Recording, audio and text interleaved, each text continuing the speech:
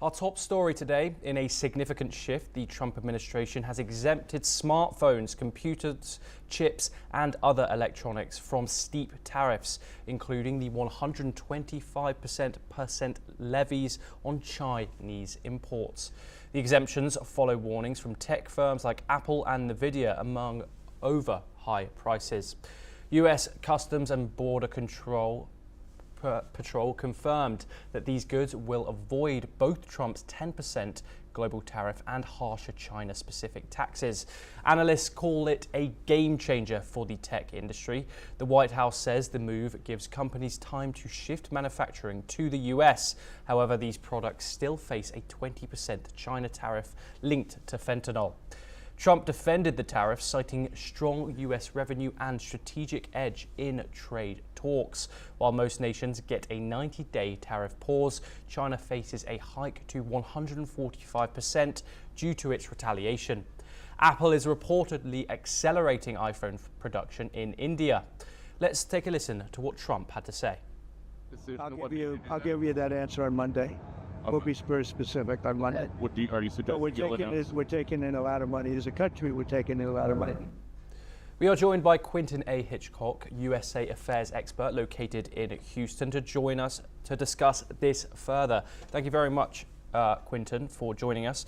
How significant is this decision made by Donald Trump to roll back these tariffs on smartphones and other tech?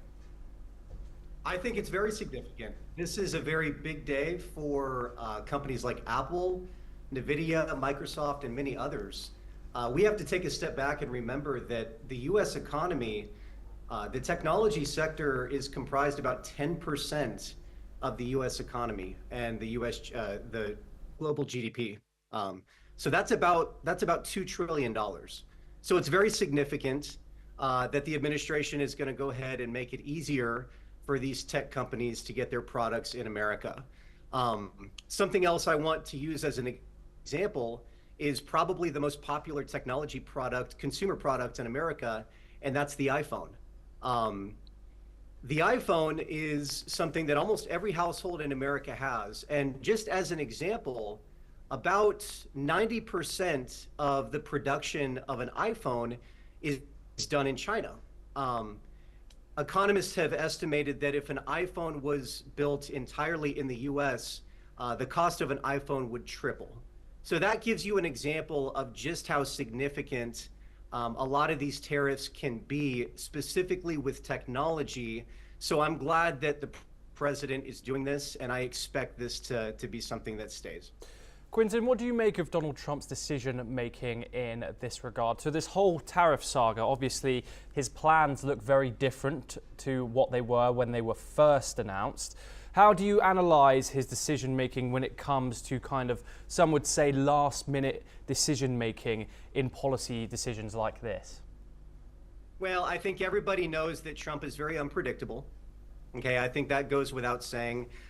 Trump does not want to affect the U.S. economy any more than he already has. I think he knows that the more we talk about tariffs, the more unstable the market is going to be in America and elsewhere. So he's very, very protective of his legacy. And I think that there's a lot of political implications on this as well. Remember, in the United States, we have a midterm election here in about 18 months. And that is going to be highly reflective of his performance and how voters view him and his first 2 years in office. So it does not surprise me that he has done this with technology, but I think he is going to have to really get more consistent with tariffs if this is going to be something that is going to play in his favor.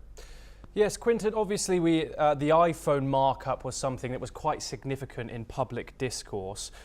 Is there anything else that we could expect a rollback on in regards to the tariffs, especially imports from China? And how is this going to affect these imports from China into the United States?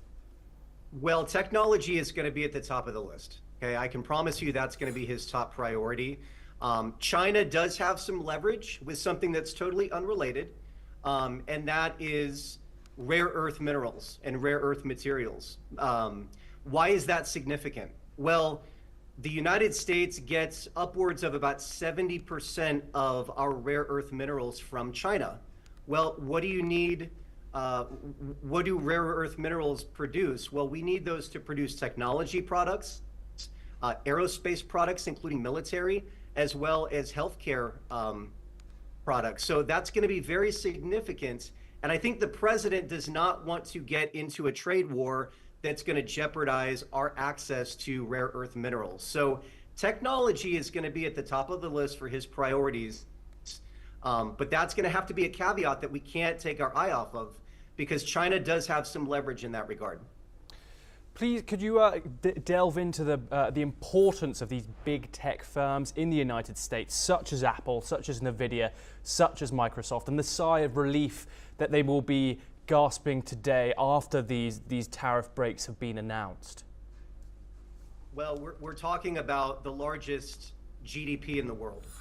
And in that GDP, the technology sector is responsible, depending on the year, for about 10% of the United States' GDP. So we're talking a significant force in the American economy. This is something that could be responsible for crashing our stock market.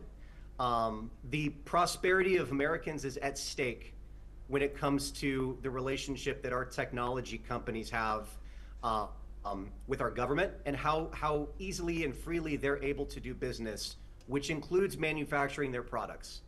So that is going to be, as I said, a top priority for this president and his administration, because they're aware that technology is going to have serious implications on his legacy, and specifically on the economy and how he has managed the economy.